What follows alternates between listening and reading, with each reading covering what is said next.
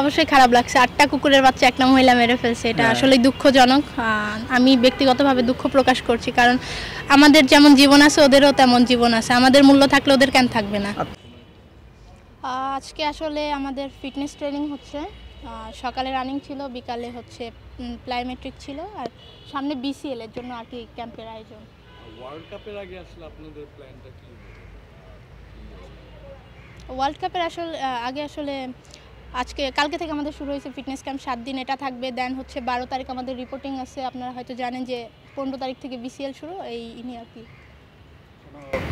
India যে বিশ্বকাপটা হলো সেটা ভালো পারফর্ম করেছেন ব্যক্তিগতভাবে, বেশ ভালো ইনিংস ছিল, বোলিংও ভালো হয়েছে। মানে সামনে প্রোগ্রেশনটা কীভাবে দেখেন, আর বিশ্বকাপ নিয়ে যদি কিছু বলতেন, কেমন ছিল আপনার এক্সপেকটেশন, ফুলফিল করতে পারছেন? আসলে বলতে গেলে আলহামদুলিল্লাহ অনেক ভালো গেছে। হয়তো আমরা যেভাবে গেছিলাম প্রিপারেশন নিয়ে ওইভাবেই করতে পারি নাই। আপনারা দেখছেন 3টা ম্যাচ আমরা হাতের থেকে হচ্ছে মানে কি বলবো, এটা ছুটে গিয়েছে আর কি। জিতা ম্যাচটা আমরা হেরে গেছি, যাই হোক। আর ব্যক্তিগতভাবে আমি বলবো যে একটা ম্যাচই ভালো খেলছি সাউথ আফ্রিকার সাথে। আর বোলিংটা আমি যখন ক্যাপ্টেন আমার হাতে বলটা তুলে দেয় তখন আমি ট্রাই করি আমার বেস্টটা দেওয়ার জন্য। শ্রীলঙ্কার বিপক্ষে ম্যাচ হারের পর কষ্ট লেগেছিল? হ্যাঁ, অবশ্যই কষ্ট লাগছে। আমরা তো হচ্ছে কি বলবো, এটা পার্সোনালি অনেক কষ্ট লাগছে, ব্যক্তিগতভাবে অনেক কষ্ট লাগছে, কারণ ওই ম্যাচটা আমি যখন আউট হয়ে গেছি আমি তখনও আশা করি না যে আমরা খেলাটা হেরে যাব। যাই হোক, ব্যাটিং ইউনিট নিয়ে কি কোনো আলাদা কাজ করা হচ্ছে নাকি? মানে ওয়ার্ল্ড কাপে আমরা দেখেছি যে কয়েকটা ভালো পারফরমেন্স ছিল, কিন্তু কিছু জায়গায় আসলে ল্যাকিং ছিল, তো ওই জায়গা থেকে কোনো আলাদা কথা বলা হয়েছে নাকি আপনার সাথে? দেখেন আমরা হচ্ছে যখন এগুলো একটা ইউনিট হিসাবে খেলি, হয়তো বা কেউ হচ্ছে প্রত্যেক দিন তো আর হচ্ছে একজনই পারফর্ম করবে না। ইউনিট হিসাবে খেললে হয়তো বা আরও ভালো কিছু করতে পারতাম। আর হচ্ছে চেষ্টা করব সামনে যা যা ল্যাকিংস আছে সেগুলো নিয়ে কাজ করার। আলোচনা হয়েছে? এমনি আলোচনা হয় যে কি করলে আরও বেটার হয়, এগুলো নিয়ে ডিসকাশন হয়। যে বিশ্বকাপের যে পারফরমেন্সটা, ওটার ধারাবাহিকতা আমরা দেখছি যে নতুন আপনি ভালো করেছেন, রাবিয়া ভালো করেছেন, মানে যারা নতুন প্লেয়ার আছে টিমের মধ্যে, যারা আন্ডার-19 থেকে এসে গত 3-4 বছর তারা ভালো করতেছে। এইটা আর কি কীভাবে দেখেন আপনারা যে সামনে বাংলাদেশের মেয়েদের দিকে এগিয়ে নেওয়া?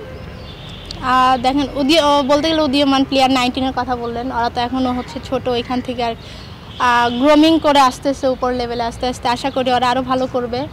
আর আমাদের দায়িত্বটা হচ্ছে মানে আমরা যখন যাই আমাদের দায়িত্ব থাকে যে দেশের জন্য যেহেতু খেলতে যাচ্ছে আমাদের অবশ্যই নিজের সেরাটা দেওয়ার চেষ্টা করি, আর হচ্ছে ট্রাই করি। অবশ্যই সবার বেস্টটা ট্রাই করে, হয়তো কখনো হয় কখনো হয় না, কিন্তু আমরা ট্রাই করি সবসময় নিজের বেস্টটা দেওয়ার জন্য।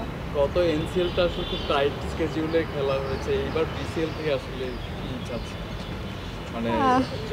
মানে অনেক প্লেয়াররাই বলেছে যে বেশি স্ট্রেসফুল হয়ে যাচ্ছে, যে 8-9 দিনে টুর্নামেন্টটা শেষ করতেছে। এবার আসলে কেমন দেখছেন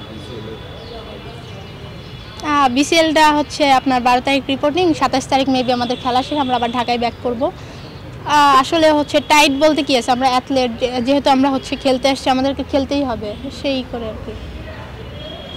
শোনো আপু, একটা ক্রিকেটের বাইরে একটা ছোট্ট একটা প্রশ্ন ছিল, যে প্রশ্নটা আছে আমরা দেখছিলাম যে আপনার কুত্তা নিয়ে মানে কুকুরের বাচ্চা নিয়ে খেলা করছিলেন।